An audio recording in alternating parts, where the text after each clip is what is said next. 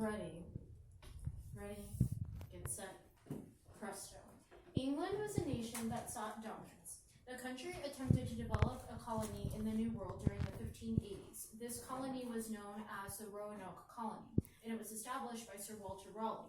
This colony had failed because of inadequate number of supplies, and the English were having conflicts with the Indians.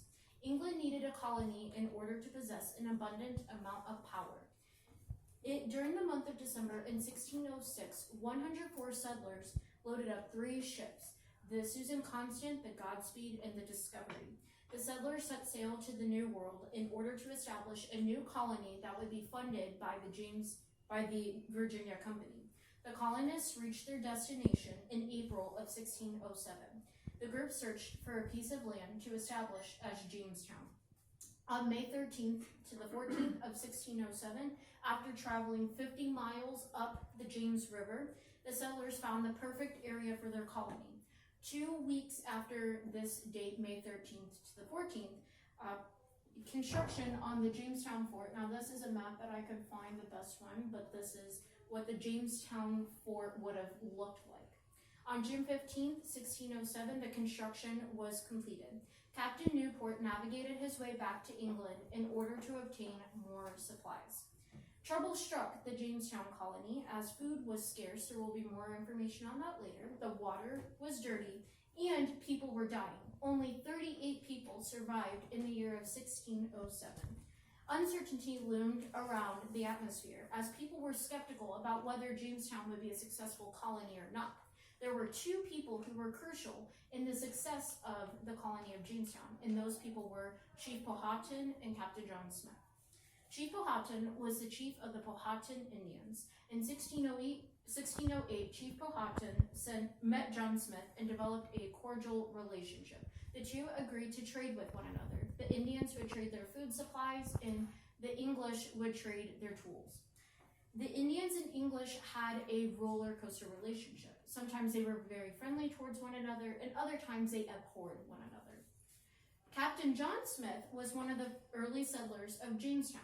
When voyagers first arrived to Jamestown, John Smith could not become one of the leaders due to some rumors that were looming around the surface. Those rumors were the fact that he was possibly planning a mutiny on their ocean voyage to Jamestown.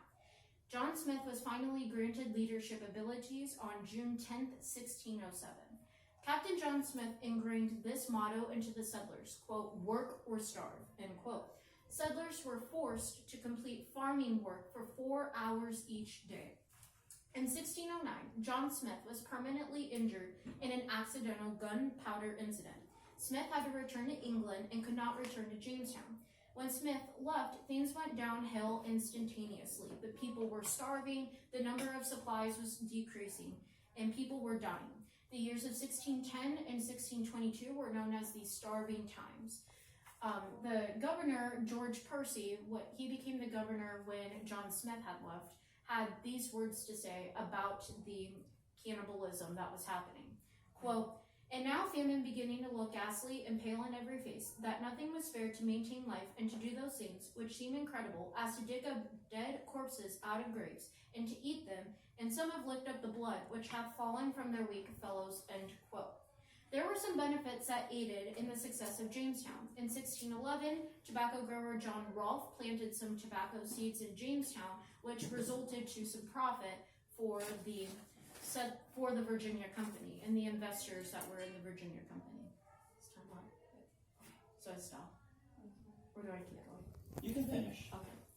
Another accomplishment made by John Rolfe was his marriage to Pocahontas. Pocahontas was one of Chief Powhatan's daughters. When she was a young girl, she was captured by the settlers. John Rolfe and the settlers had converted Pocahontas to Christianity.